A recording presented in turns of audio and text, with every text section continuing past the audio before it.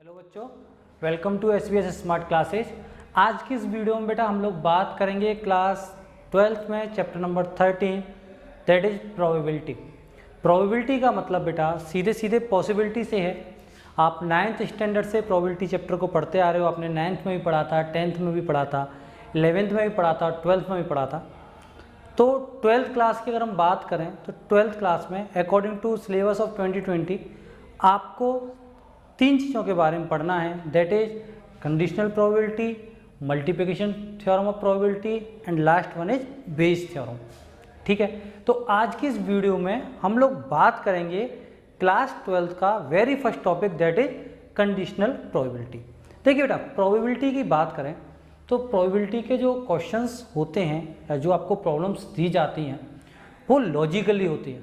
जैसे कि मैथमेटिक्स में हमारे जो क्वेश्चन होते हैं दो चीज़ों के ऊपर डिपेंड करते हैं। एक तो सीधा सीधा होता है आप कैलकुलेशन करोगे, फॉर्मूला लगाओ, कैलकुलेशन करो।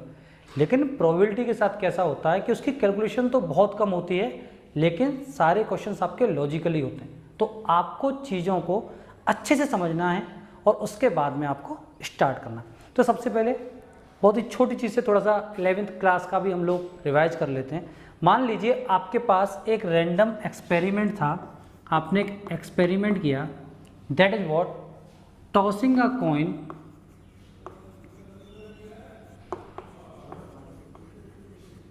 थ्राइस, यानी कि आपने एक कॉइन को 3 बार उछाला या 3 कॉइन को एक बार उछाला, बात एक ही है।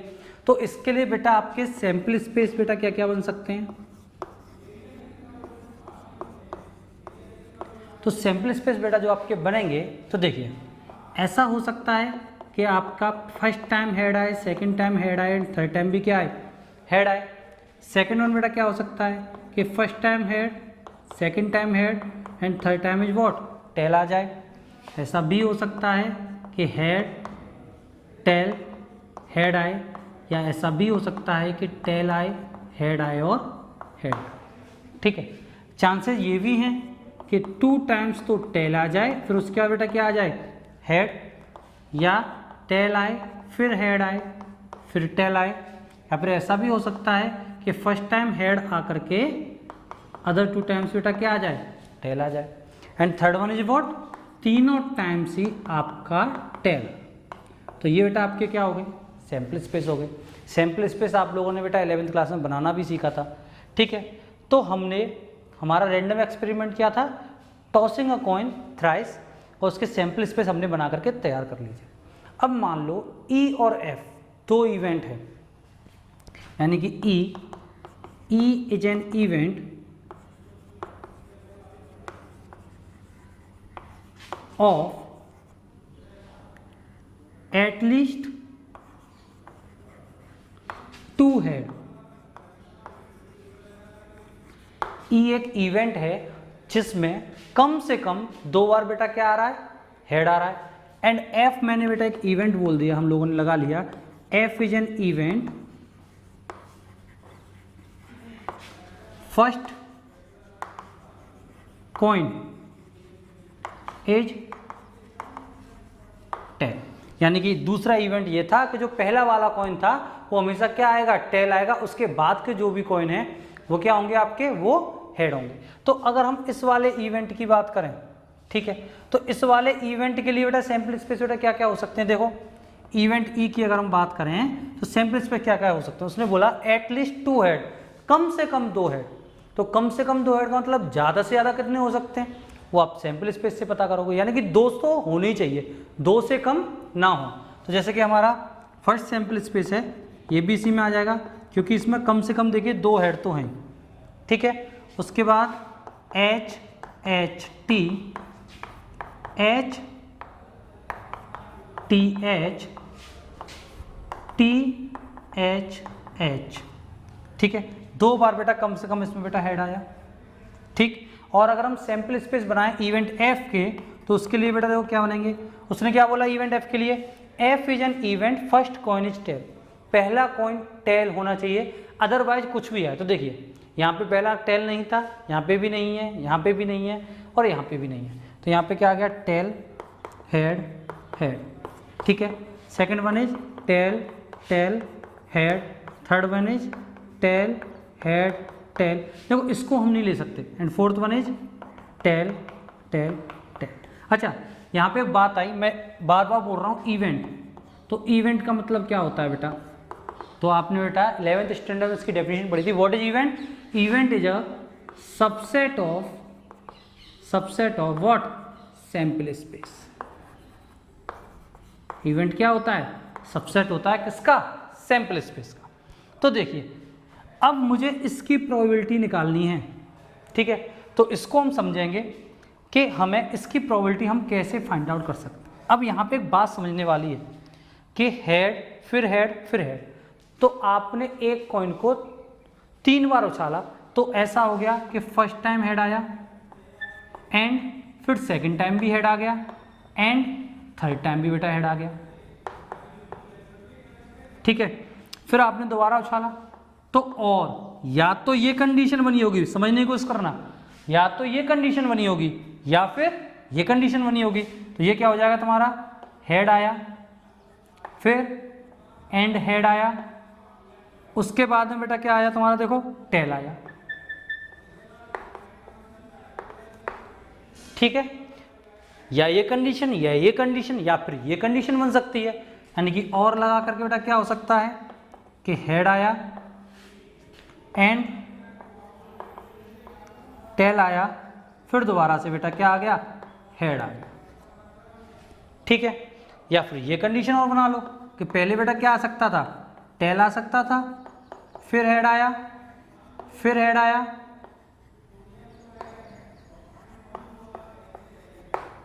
ठीक है? अब देखो, जब आप एक कॉइन को टॉस करते हो तो हेड आने की बेटा प्रोबेबिलिटी क्या होती है? आप सबको पता है 1/2। यहाँ पे क्या है? एंड, तो मल्टीप्लाइड बाई 11th क्लास याद करिए। फिर से हेड आने की प्रोबेबिलिटी 1/2 और फिर से हेड आने की 1/2। It means what you gate? इसकी प्रोबेबिलिटी होगी बेटा 1/8, ठीक है? और का साइन है तो हम क्या करेंगे? प्लस। इसकी बेटा प्रोबेबिलिटी इसी तरीके से क्या होगी? 1/8। इसकी प्रोबेबिलिटी क्या होगी? 1/8, और इसकी बेटा प्रोबेबिलिटी क्या होगी? 1/8। यानी कि जब आप प्रोबेबिलिटी ऑफ इवेंट ई निकालोगे तो what you get? 1/8 plus 1/8 plus 1/8 plus 1/8 equal to what you get? 4/8, और जिसको बेटा हम क्या लिख सकते हैं? 1/2, ठीक? सिमिलरली जब हम इसकी प्रोबेबिलिटी निकालेंगे तो ये भी क्या आएगा? 1/8 प्लस 1/8 प्लस 1/8 प्लस 1/8।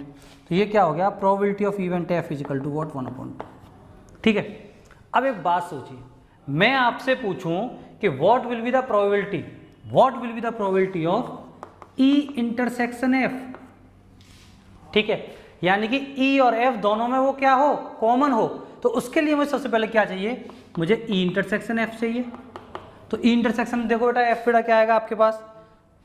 ध्यान से समझना कि जो ई में भी हो और एफ में भी हो, तो कुछ भी बेटा मैच कर रहा हो आपका, देखो ई और एफ में मैच कैसे करते हैं ये समझ लो।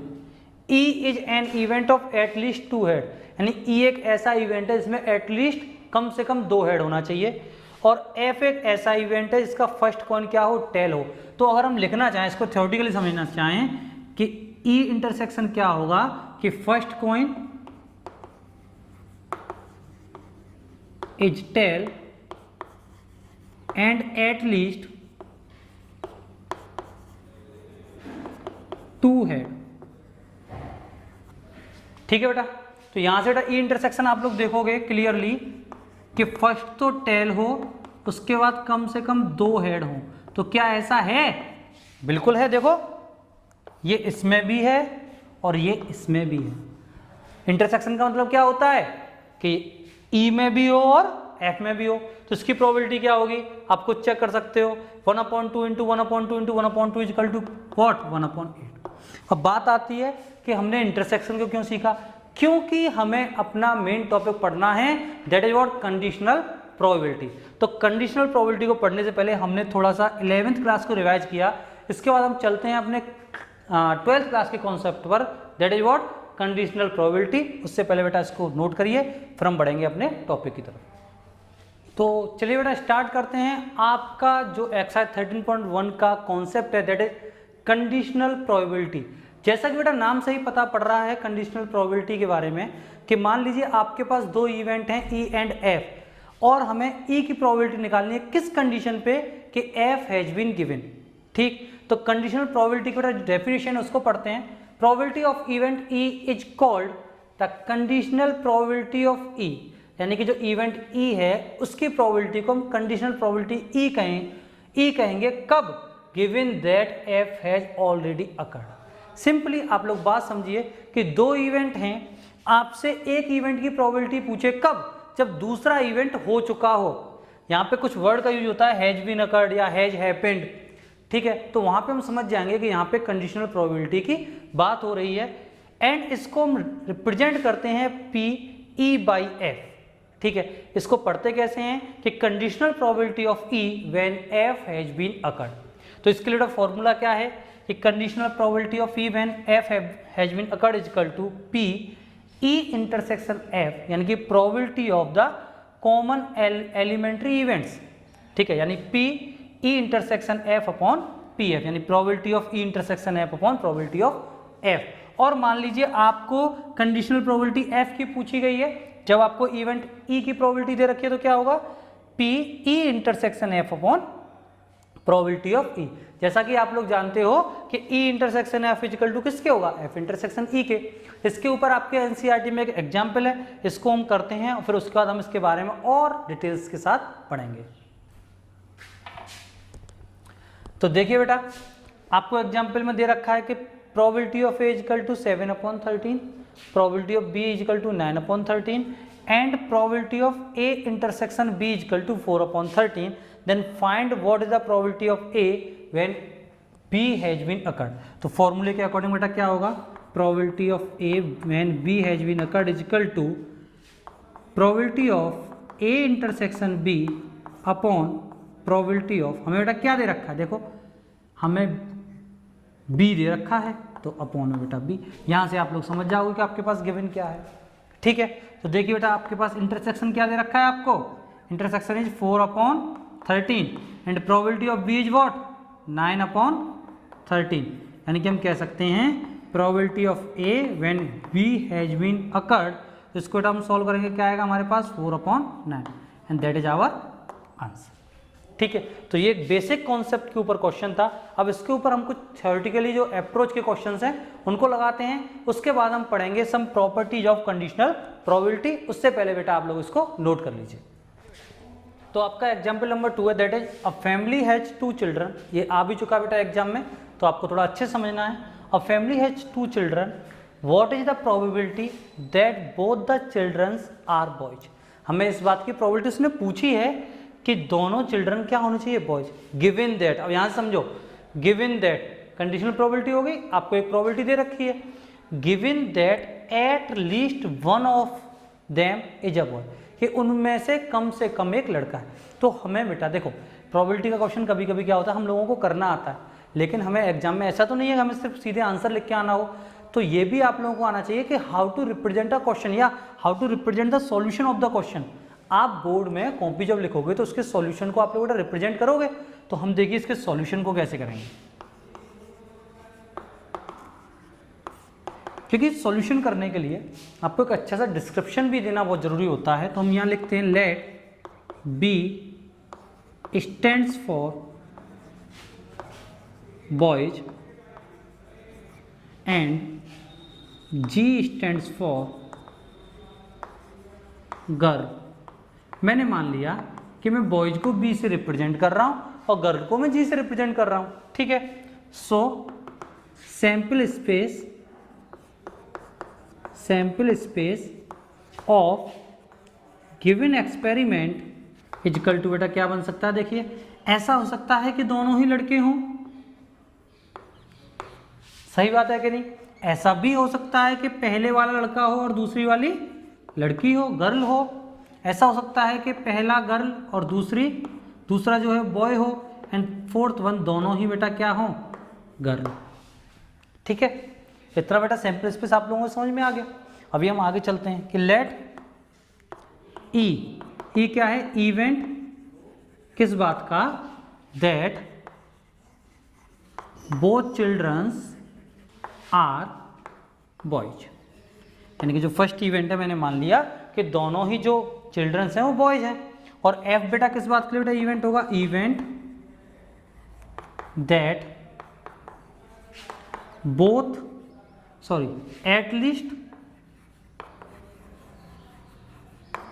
at least one of them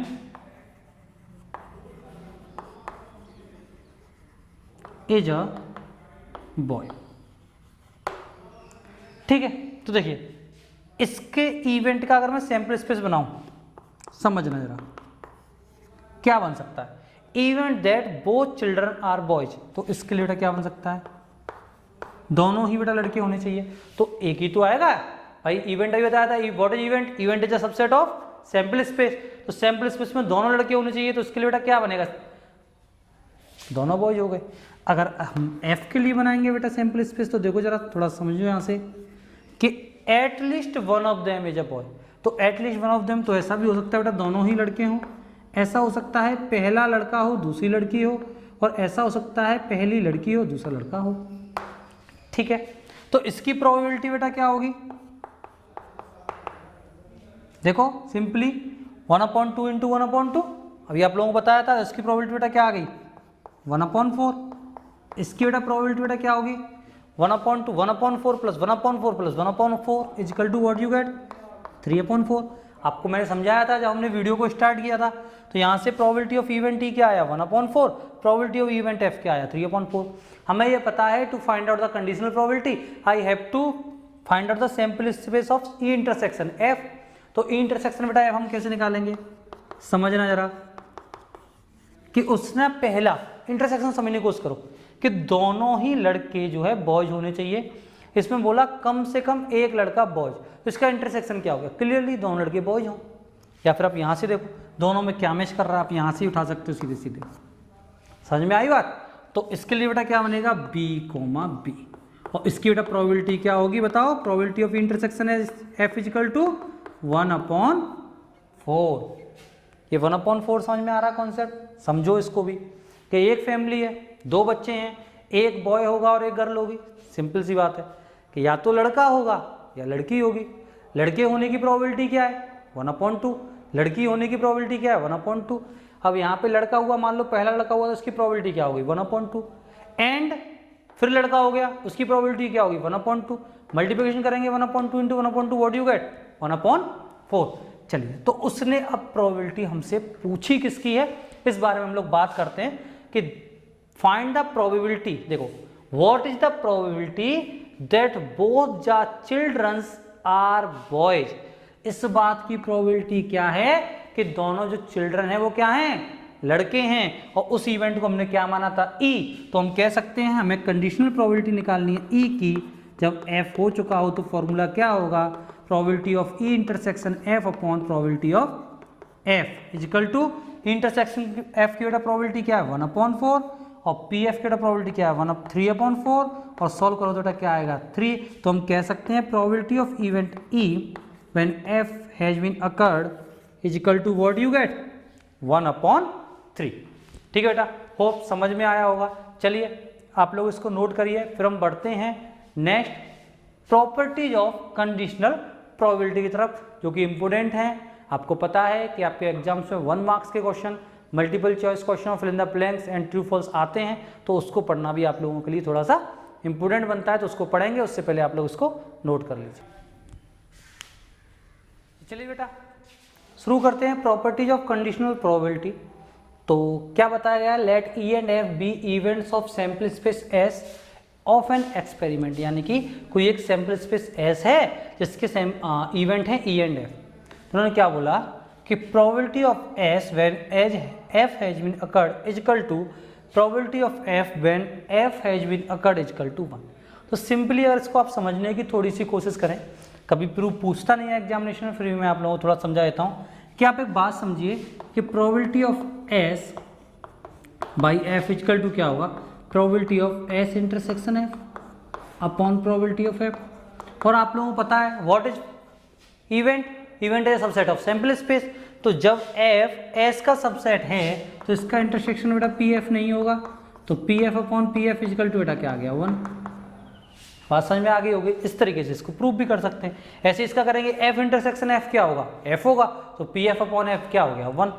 यहाँ पे आइए कि probability of A union B when F has been occurred या गिवन, तो probability of A when F has been occurred यानी कि probability of A by F plus probability of B by F plus minus probability of A intersection B by F. आपको लग रहा होगा sir ये formula कहाँ से आया, तो आपने बेटा डिस्ट्रीब्यूशन लॉ पढ़ा था, या जब आपने 11th क्लास में पढ़ा था तो आप लोगों ने एक फॉर्मूला पढ़ा था, क्या वहीं से थोड़ा सा इसको रिलेट किया गया है कि number of element in A union B is equal to क्या होता था, number of element in A plus number of element in B plus number of element in A intersection B.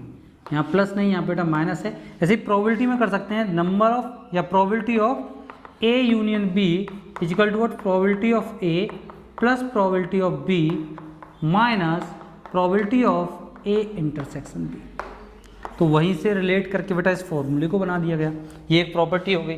Third one पे आओ, देखो probability of E dash F यानी ई के नहीं होने की प्रोबेबिलिटी क्या होगी, तो आप पढ़ते आ रहे हो 10th क्लास से, तो हम क्या करेंगे 1 में से प्रोबेबिलिटी को क्या कर देंगे, माइनस कर देंगे। आपको याद होगा कि जो सर्टेन प्रोबेबिलिटी होती है यानी कि जो घटना होनी है श्योरली प्रोबेबिलिटी, उसकी प्रोबेबिलिटी क्या होती है 1, और इम्पॉसिबल जो इवेंट होते हैं उसकी प्रोबेबिलिटी क्या होती है 0। तो ये 3 प्रॉपर्टीज थी, आप लोग इनको नोट करिए। इसी के साथ बेटा आपका एक्सरसाइज 13.1 का इंट्रो कंप्लीट होता है। आप लोग इसके एग्जाम्पल्स करिएगा। अगर आप लोगों को कोई भी एग्जाम्पल समझ में नहीं आता तो आप लोग उसको कमेंट बॉक्स में डालिएगा। हम अगली जो इसकी एक्सरसाइज कराएंगे हम विद एग्जाम्पल्स आप लोगों को करा देंगे। Thank you.